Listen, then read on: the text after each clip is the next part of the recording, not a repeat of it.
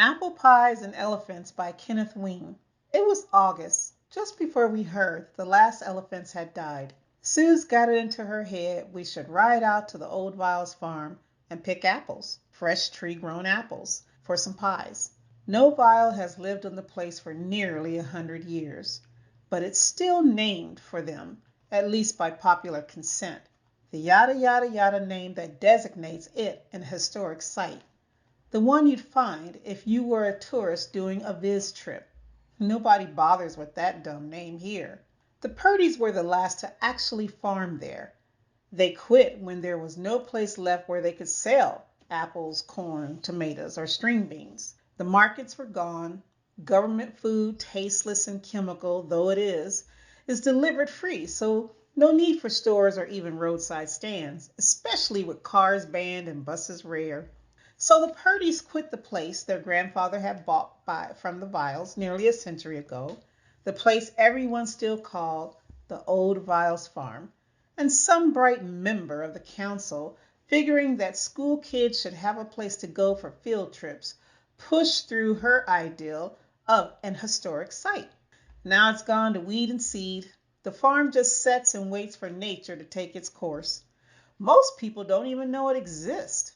But Suze is real fond of it. She'd gone there as a kid when they still had some state workers to sew and pick and all that stuff. And she'd eaten some of that fresh out of the garden food. None of us ever have, so we weren't sure she wasn't just making it up. But you know Suze, when she gets an idea going, there's no way you're going to argue her out of it. We were going to ride our pet carts out to the old Viles place and pick some apples. It figures to be 7 miles or thereabouts each way. Nothing too strenuous except for the air. The dust had really picked up, and the official word was you shouldn't be out without the proper breathing gear.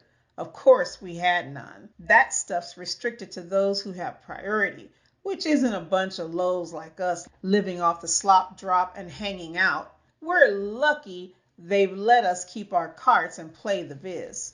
Henry said we were dumb to go out without that breathing gear, and Suze kept arguing and said we had these masks, the ones for flu.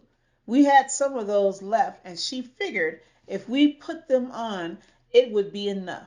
So we all gave in. I mean, who was going to argue with Suze around? Certainly not me. She's a crazy bitch, but I love her more than I can make sense. And I guess the others feel the same because they went along too. We got our carts out of the shed, put on those stupid masks, and started down Skylark. We didn't get to the Viles place, didn't get close. The day was brown, at least it looked brown with the wind blowing and all that dirt flying. Pretty soon we were covered black, and those masks were so covered we had to stop every block just to shake them out. Not that it made much of a difference. We followed Skylark to Prince and headed west, which should have got us to the old highway, the one that goes to Shelburne. But we were too tuckered to go on, and sat on the wall of the old library, choking and coughing and damning Suze and ourselves for being fools. That's when the police came by, called for a backup van, and took us home, all except Suze, who was still going on about apple pies and how everyone should have one. Now it's part of our life. They took her off to the hospital, and we haven't heard a word of her. I tried to call, but the hospital claimed she was never there. Strange. Anyway, a few days later we heard in the viz that the last elephants had died, somewhere far from here. Now, I've never seen an elephant, not live, or ate an apple pie. There are lots of things if you look on the viz that you don't see anymore. It's just that Suze wasn't one of them.